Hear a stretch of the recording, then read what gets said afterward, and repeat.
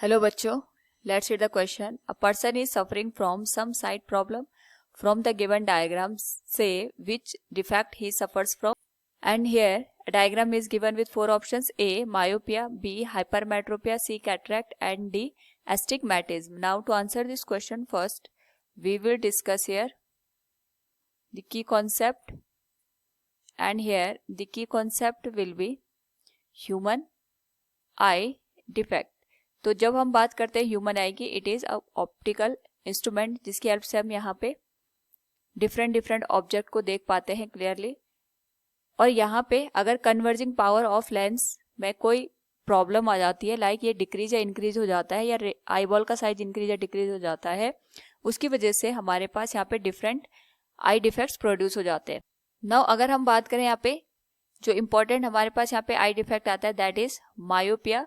तो जो पर्सन हमारे पिक पर्सन होता है, ये नियर बाय ऑब्जेक्ट्स को तो यहाँ पे क्लियरली देख पाता है, बट जो फार ऑब्जेक्ट्स होते हैं उनकी जो इमेज होती है वो रेटिना पे क्लियर नहीं बन पाती है।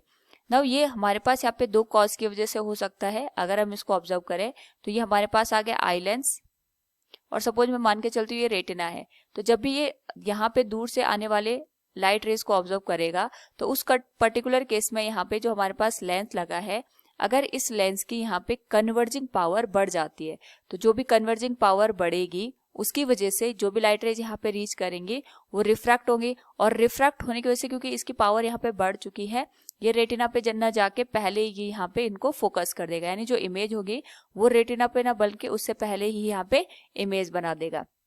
तो या तो कन्वर्जिंग पावर ऑफ लेंस बढ़ जाएगा, या तो जो रेटिना है, रेटिना या हम कह सकते हैं जो आईबॉल है, आईबॉल का जो साइज होगा यहाँ पे वो इंक्रीज हो जाता है, तो भी जो इमेज होती है वो रेटिना पे ना बन के रेटिना से पहले ही बन जाती है। Now according to the question, अगर हम यहाँ पे भी देखें तो हमारे पास एक डायग्राम दे रखा है, इसमें ये आई लेंस होगी, जो भी इन्फिनिटी से आने वाली लाइट रेज हैं ये इनको रेटिना पे ना फोकस करके पहले ही फोकस कर दे रहा है।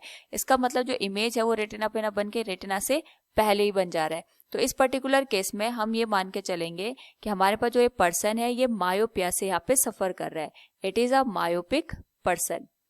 और इस पर्टिकुलर केस में या तो इसकी कन्वर्जिंग पावर बढ़ गई होगी लेंस की, या तो फिर यहाँ पे जो आई साइज है, या हम कह सकते हैं आईबॉल का साइज है, वो इंक्रीज हो गया होगा, तभी जाके जो इमेज है वो रेटिना से पहले यहाँ पे फोकस हो रही है। नाउ यहाँ पे अगर हम इसके करेक्टनेस की बात करें कि हम इसको करेक्ट किस तरीके से करते हैं, तो यहाँ पे अगर हम कॉनकेव लेंस का यूज करें, तो जो कॉनकेव लेंस हम यूज करेंगे वो लाइट रेज को यहाँ पे डाइवर्स कर देगा। सपोज ये कॉनकेव लेंस है और ये आई लेंस है, तो जो भी लाइट रेज यहाँ पे रीच करेंगी वो डाइवर्ज होके यहाँ पे आई लेंस तक पहुंच जाएंगे, और जब ये यहाँ पे आई लेंस तक पहुंचेंगी तो अगेन ये कन्वर्ज करके इनको यहाँ पे रेटिना पे फोकस कर देगा, यानी जो इमेज है अब हमारे पास यहाँ पे रेटिना पे बनेगा।